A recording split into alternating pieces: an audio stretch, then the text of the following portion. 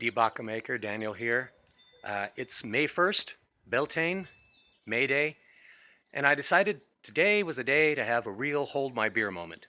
So I have behind me a charcoal starter with some oak charcoal in it, a piece of rebar sticking in it to heat up, and behind me I have a short length of railroad track that had been used as a jeweler's anvil, my sawhorse to bring it up to the height, and a Walmart 2.5 pound crosspeen hammer. We'll see if I can do this. I'm planning on making a troll's cross, as in Friis Forge. We'll see.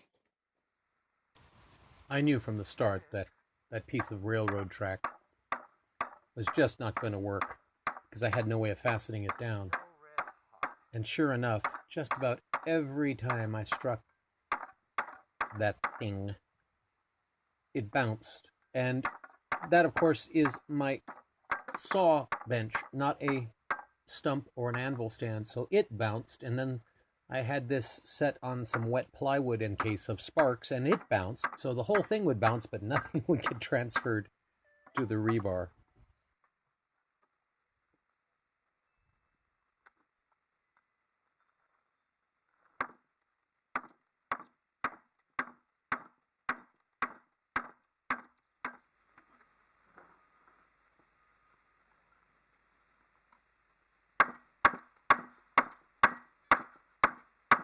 Well, this just wasn't working. I couldn't clamp that thing down in any way, so I moved to the other side of the saw bench where the leg was going straight down, but there was a gap on the other side. And pretty soon, I had a chance at getting a pretty decent taper going.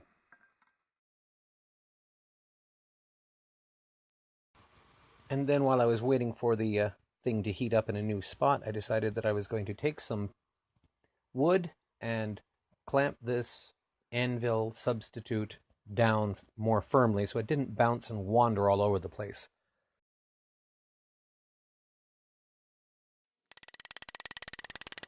And eventually I was able to finish the taper and then get my first scroll going. So that's two firsts.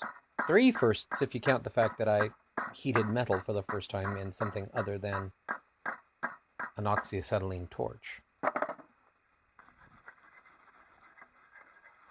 The real trouble began once I cut off that rod, started trying to taper the other side of what was going to be this troll's cross, and all I had were these channel lock pliers or some large lineman's pliers. The frustration is strong with this one. Now, if this were an Alec Steele video, you would be 2 or 3 drinks into the drinking game by now. And it was at this point that I realized that I had been having so much trouble getting the pliers to hold the piece that I had started the scroll in the wrong direction.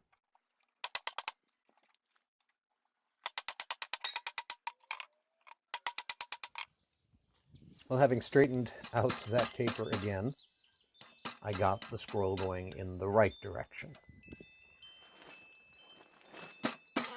I was still having a lot of frustration with those pliers. And since I don't have a horn on an anvil or a bic, I had to improvise, and so I hammered from the inside out to create the curve. Obviously that doesn't make a good curve, but it did well enough for me at this moment.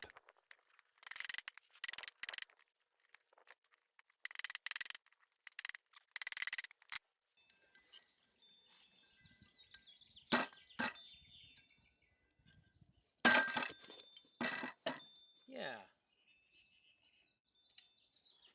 It was also at this time that my charcoal supply was starting to run out, and I realized that I would not be able to make a troll's cross. So I flattened out, as much as I could, the scrolls and thought about something different. That's all the coal I got.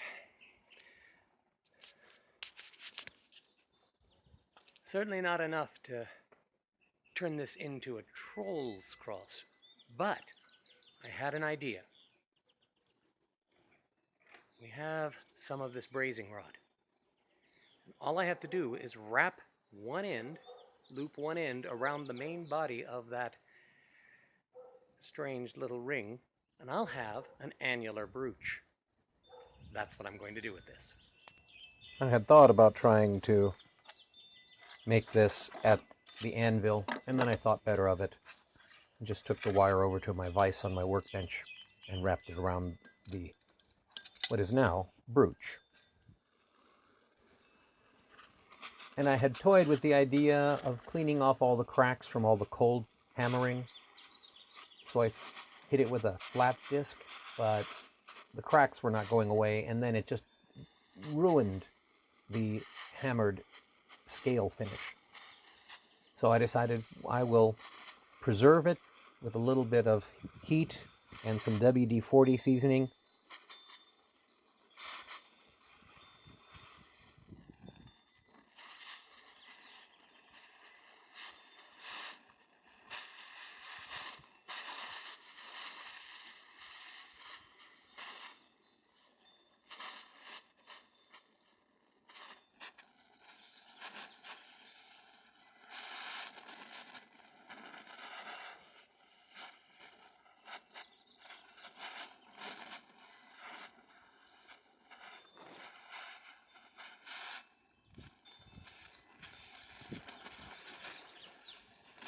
I am outside and the wind was blowing away from me until I can fix it. So rather than the beauty shot of a finished product, let's consider this phase one.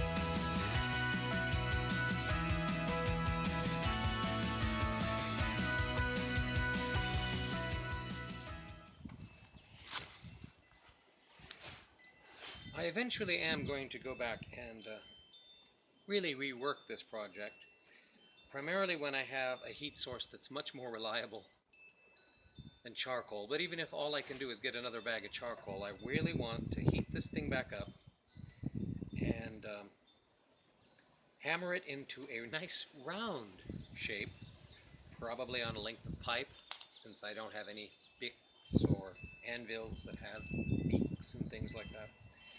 And also by heating it up again to a nice hot temperature, I can get rid of this stupidity of mine for trying to sand out the cracks that occurred because I was hammering so cold, and get back to this scale hammered texture that I really like, and then